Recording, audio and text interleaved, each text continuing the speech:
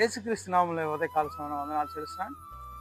ఈరోజు వాక్యంకై ఎంచుకున్న భాగము నిర్గమకాండము 14వ అధ్యాయం 14వ వచనం. యెహోవా మీ పక్షమున యుద్ధము చేయును, మీరు ఊరకే ఉండవాలనని ప్రజలతో చెప్పెను. ఈ వాక్యం మనం ఎక్కడ చూస్తున్నామంటే ఇశ్రాయేలీయుల్ని ఐగుప్తు నుంచి తీసుకొచ్చినప్పుడు మధ్యలో ఫరో యొక్క సైన్యము వారిని తరుముకుంటూ వస్తున్నప్పుడు అప్పుడు ఇశ్రాయేలీయులు ఎంతగో భయపడి మోషే మీద గొనుక్కుంటున్నారు. మమ్మల్ని అక్కడే ఉంచున్న బాగును, అక్కడ సమాధులు లేవని మమ్మల్ని ఇక్కడ తీసుకొచ్చి చంపాలనుకున్నారు. అప్పుడు ఈ యొక్క మాటను వారితో అంటున్నారు. ఏమంటున్నారంటే, మీరు ఊరక చూడమంటున్నారు దేవుడు చేసే గొప్ప కార్యాలు.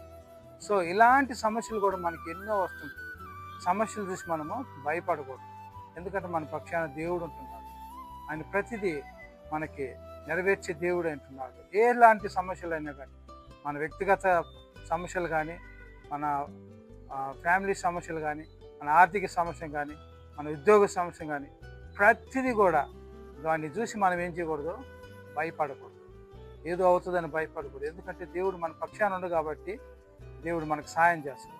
సో అదేవిధంగా మోషేకి దేవుడు సెలవిస్తుంటున్నాడు, నీ చేతికర్రని సముద్రం వైపు చూపిమని. అప్పుడు వాళ్ళు 6 నెలల్లో దాటుకొని వెళ్ళింది. అది ఒక పెద్ద అద్భుతమైనటువంటి సముద్రాన్ని పాయలు చేయడము ఎంతో గొప్ప ఉంటుంది. అలాంటి అద్భుతం ఎవరు కూడా చేయలేదు, ఇంకెవరు కూడా చేయబోరు కూడా.